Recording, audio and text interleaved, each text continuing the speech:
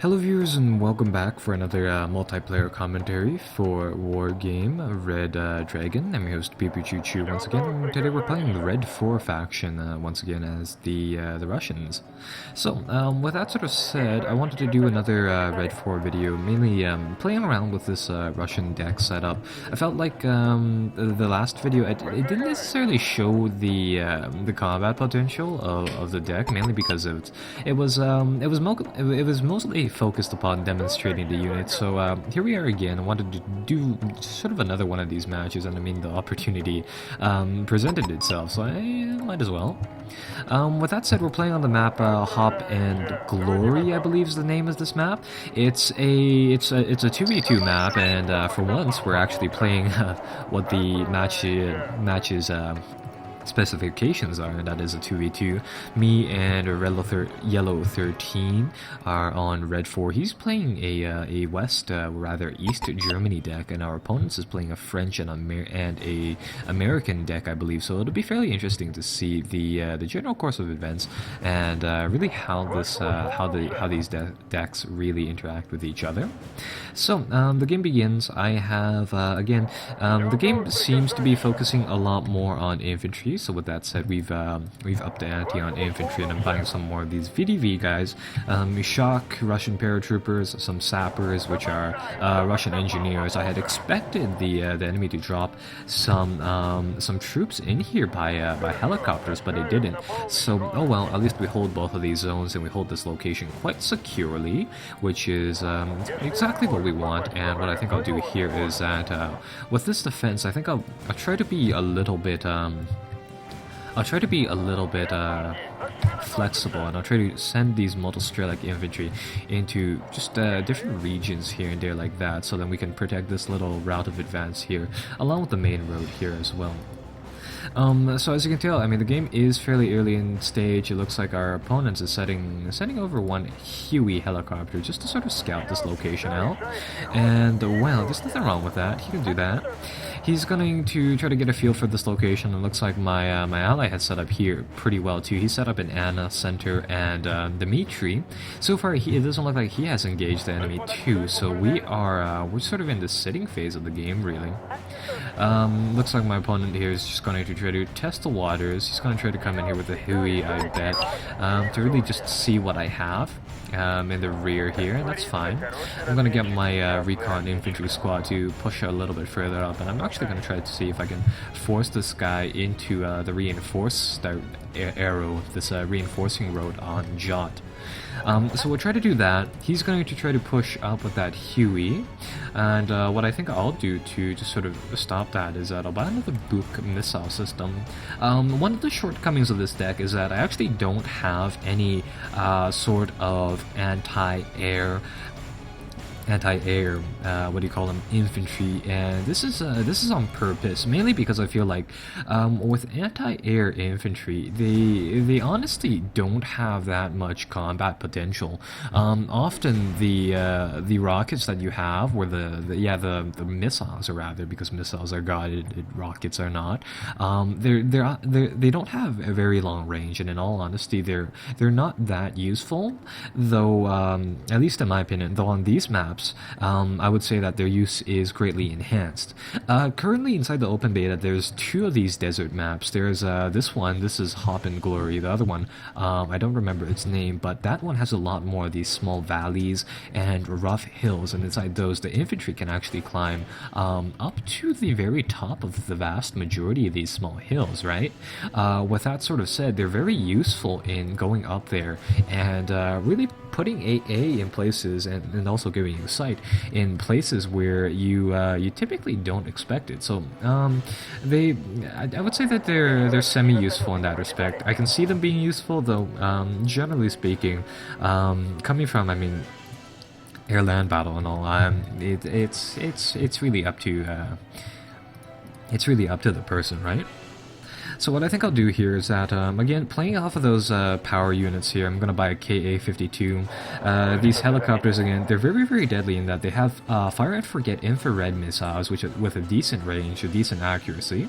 And they also have these seed missiles, so I believe they are one of the few units that have seed, that is suppression of air capability, that is also taking out radar anti-air, such as these books over here.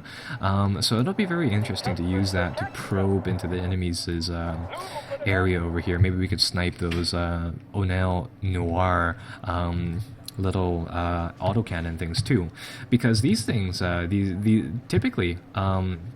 This KA-1 or KA-52 will actually outrange those, or at least some of those seed craft. So again, very, very cool unit to just sort of check out. I'm going to fly this Huey in. It's going to be covered by my book, or at least I hope it will be, to an extent. And it looks like an infantry fight is going to develop here over with my rangers and the Molostrilic. The Molostrilic seem to have the upper hand on these guys, so they're doing a fair amount of damage, and it looks like they're going to take them out. And in the meantime, my my little helicopter here is going to snipe off a few targets. Come on, pick off that ranger squad. He's probing my defenses. I'm trying to sneak my unit into the back of the enemy over there. And with this deck, I mean, it's an introductory REDFOR deck. Like, you know, full disclosure here, I typically don't play as the REDFOR. It's something that I've been messing around with simply because I feel as though really not a lot of people play as the REDFOR. I feel as the game is balanced for both of the factions, and I've seen players be very, very effective with both factions. I want to really just play around with the idea and see what it is really like playing from their perspective. Here, I'm going to bring in the MiG-31s, and again, these guys, they have a very, very long anti-air range, making them fairly useful in sniping off vehicles. Gonna bring in my my seed aircraft here. We're getting awfully close to their airspace, and it looks like we were able to pick off those two aircraft. So I'm going to pull back, and it looks like my K-8-52 has picked off one of those Noir Noir things. So that is good. I'm gonna try to sweep in here for that Black Hawk. Unfortunately, once again, the downside for these K-52s is that they really have not very many rockets inside them. They have a very low payload. Still very useful in sniping off vehicles, so we'll let them do that, and I'll bring up some Punter Conquerors, which is the Russian ATGM infantry to garrison this village. In addition to that, I'll actually buy one tank here too. Inside the previous games, I've always felt tanks were they weren't necessarily a power vehicle. You didn't necessarily use them for that role, though they were. I would say that they're very, very capable. As a, I'll actually buy some of these MI4s. It looks like he's gonna try to make a push inside this area. We're gonna try to counter him like that. I'm gonna move the VDV squad up here. I'm gonna move these infantrymen and shift them into the town. He looks like they were moving up a large section of Bradleys, and those are fairly valuable vehicles. They're also fairly weakly plated too, so I want to get those. And really, with this deck, it's really meant to establish a front line here, and then really develop the scenario from there. With that sort of said, this game actually started off as a very low point game, so so far there hasn't been too many points thrown in just yet, and with that said, we don't really have that much of a developed front here. What I think I'll do is that I saw those infantry moving, I can pull my troops back, and I can bring in the helicopters here to take a better look at the enemy forces. So I want to hedge the risk here, and I just want to make sure that we're not running into a whole wall of Bradleys. So let's see. M8 comes in, I saw those Bradleys inside this area. And Bradley vehicles are fairly effective. There are APCs that have ATGM capability, and they also have an autocannon on them, making them really rather useful. The problem with them is that they're horrendously expensive. It looks like that threat is, I want to say it's gone, but I'm not sure about that.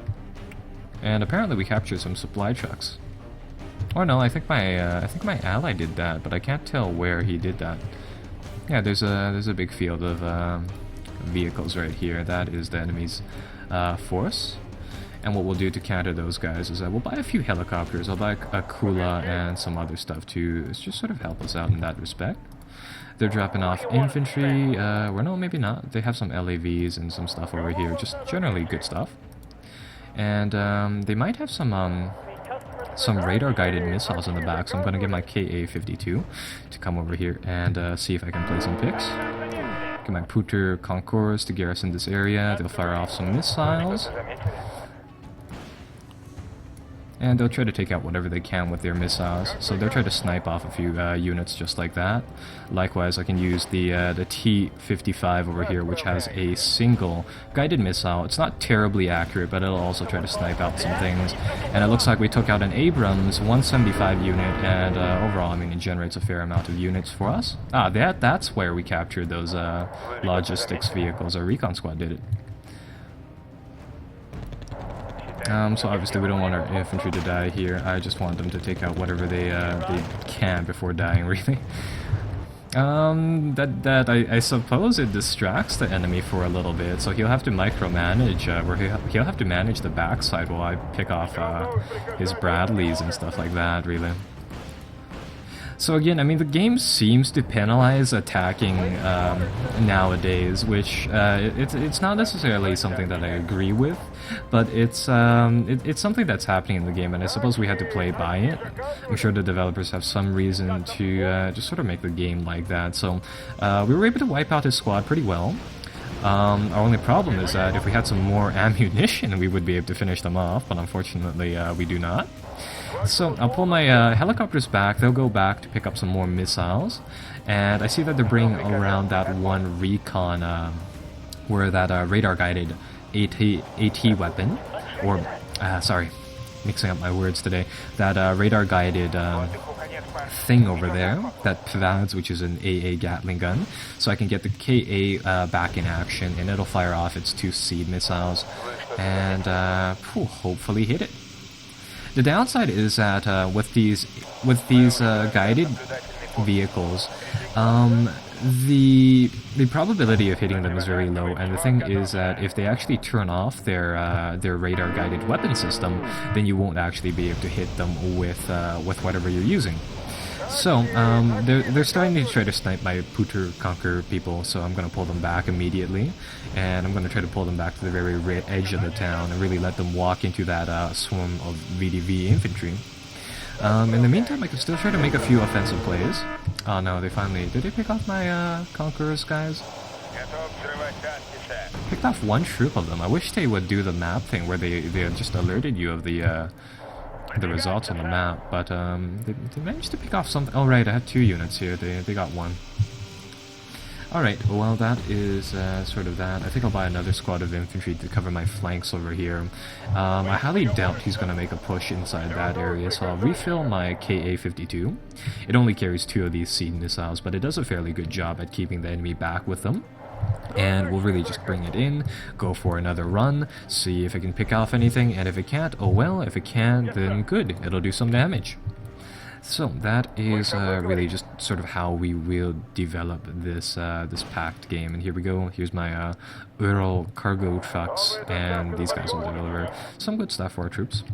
I see that they're bringing in a Mirage to deal with. I'll see if my AT can take... Oh, no, my... Looks like these MiG-29s and the Tunguska and the Book over here managed to fire off some shot that took it off. Actually, I think it's the planes. If we took it out, then it would have probably shown up as a point cost thing. Alright, what are they moving up over here? They're moving up some little Humvees, which I assume are filled with infantry. Let's land these M8 ATVs, and I'll pick up some troops with them, and we'll get them back in action. Let's see, he's moving out a full convoy to sneak back here. Alright, that's fair. I'm gonna see if I can deal with these guys, and I'm gonna bring my Akula and my pack of M4s to deal with them. It looks like they are actually going to run into my infantry, so it's not that big of a deal. And the Akula has a very, very accurate missile system. These things, the SLAH missiles. The cool thing about them is that they carry, holy shit, those things are loud. The cool thing about these things is that they carry 12 missiles per ship or per aircraft too, so it makes a very, very deadly combat vehicle. And what we want to do here is that we want to use the rocket barrages to really just pick off all the infantry. And we want to use the ATGMs to pick off all the tanks. And really just go from there. He's bringing in some small troops, some riflemen here and there. That's fine. And those Humvees are going to be dead in a second. He's going to bring up those infantrymen. Well, we have a solution to that. We're going to get more choppers along the way, and we're just going to try to use them to strongman that area. Yeah, again, single tanks is now more or less the standard. With these single tanks, you can keep infantry back for a very, very long time, simply because with their one cannon, they can outrange infantry for the vast majority of times. And I mean, so long as they puff their the cannon onto enemy troops, it would seem as though that alone keeps the enemy away for a very long period of time. So over here, our T-34, it's panicked, so it's going to shoot very, very slowly and pretty inaccurately. Though if it gets one shot into the middle of those guys, it's going to mess them up. And again, over here, all we want to do is just deploy these troops, get them dropped, get these guys out there, and let's target the riflemen. There's more riflemen there than the small dudes, and I guess we'll target them. The riflemen, I believe, have a shorter range missile launcher than the small guys, and they don't have an MG. Yeah, there we go. So all we want to do is just panic them, just like what they've done with our tank. And likewise, they're trying to do the same thing against their VDV guys. And we'll try to blow them away just like that. They really want to deal with this area. Oh, they got my tank. Oh well. What can the infantry do for you, sir? So that aircraft is going to do a little bit of damage, though it doesn't seem like it's going to be enough. So I suppose we'll get the rest of the airplanes over here to help them out a little bit, and we'll pull our guys over here back. We'll move the flamethrowers out, and we'll try to see if we can reclaim this village area. Overall, I mean, we're still gaining a ton of points while we do this, so overall, there's really no point in pushing up when we can just sort of grind down our opponents like this. It's not necessarily, it doesn't necessarily lead to the most funnest games, though. That is a major granted. So yeah, those things, these helicopters will do a lot of the handiwork for us, and they're just gonna pummel that rifleman squad with these rockets and take it out. Hopefully soon. Hopefully in the next barrage. And we can draw these guys in. I'm gonna buy some more Motostriki infantry. And one thing that you can do with these rockets is that you don't actually have to fire them on an identified enemy. If you know where the enemy generally is, what we can do is that we can actually fire these rockets blindly.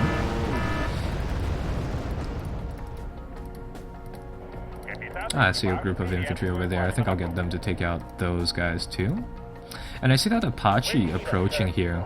I have a few Tungustas which will be able to hit it, and I also have this KA-52 which is going to be able to take it out. Again, it's a very effective multi-purpose vehicle. I'm going to get them to switch over to their ATGM missiles and get a few rounds off. Also have the KA-52 which I'm actually going to send back to refuel. And overall the battle just develops like that. So, what else? What else can we add up over here? I can put down a few squads of infantry, which will help us out. But I think I'll buy one of these BMP troops, BTMP troops to just sort of play around with. And over here, I suppose we get our guys to move up and fire off the rest of their rockets. Let's see what they're gonna do. They picked off something of ours. Oh, they picked off one rifleman. Okay.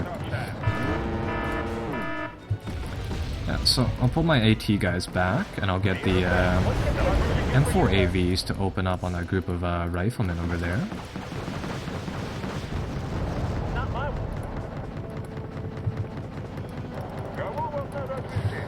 And once these MI4s run out of ammunition, then we'll pull them back.